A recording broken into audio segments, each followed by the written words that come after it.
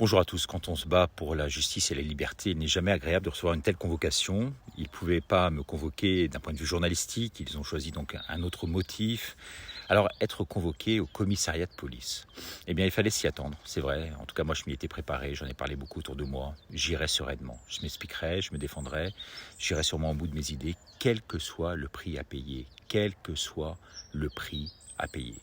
Alors, je vous l'ai dit depuis plusieurs semaines, on est dans le dur, on est maintenant en plein dedans. C'est cela l'opposition non contrôlée, la vraie, n'est-ce pas? Ce qui embouchera sûrement un coin définitivement, en tout cas je l'espère à certains. Un seul conseil, c'est mon dernier, pendant plusieurs semaines.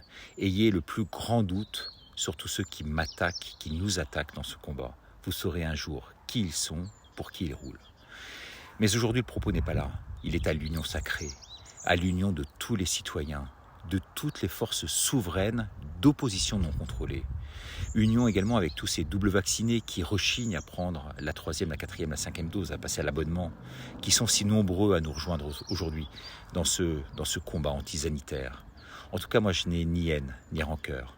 Habité simplement par la seule certitude que ce combat est nécessaire, il est juste, qu'il fait avancer les choses, qu'il nous sera salutaire, sûrement au moment où on s'y attendra le moins, pour la plus grande victoire finale. Vous savez, dans la Bible, l'Apocalypse dure simplement le temps de la floraison d'un figuier. Alors cela va aller maintenant très vite. On apprend, c'est vrai, jour après jour, beaucoup de choses, beaucoup d'enseignements, souvent, comme aujourd'hui par exemple, à ses dépens. Mais il est certain qu'il faut se protéger, que dorénavant, on tombera dans aucun piège tendu, aucun contact peau de banane, comme on en reçoit des centaines. Vous voyez ce que je veux dire? Ou encore des contacts peau de miel, un sourire, une promesse, une bienveillance d'apparence, et paf, le coup de poignard au moment où on s'y attend le moins. Comme dans un pot de miel, on se trouve attiré et englué. On ne se laissera pas approcher par des personnes soi-disant bienveillantes, mais souvent infiltrées, télécommandées par qui on sait aujourd'hui. Avec Natacha de la Une TV bien sûr, nous restons extrêmement vigilants sur les personnes que nous rencontrerons, sur ce qu'on pourra échanger comme propos avec elles. Car il est de notre devoir, de notre survie, dans ce roman policier à ciel ouvert que nous vivons aujourd'hui, de nous protéger. Nous appelons sans cesse à la prudence, c'est une vertu cardinale, et à un meilleur discernement, grâce à la prière, seule arme à manier du reste de nos jours sans aucune modération. L'avenir aujourd'hui est sombre, il est ténébreux. Je serai absent à l'antenne pendant plusieurs semaines sur cette minute de Ricardo.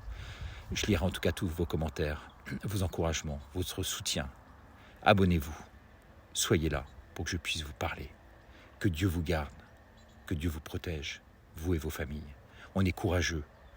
Chacun porte son sac à dos, sa croix à sa façon, mais il y a un point commun entre vous et moi, entre nous tous. C'est qu'on est libre dans nos têtes, on est bien dans nos têtes, et on est surtout ensemble, tous ensemble, on vaincra. Merci.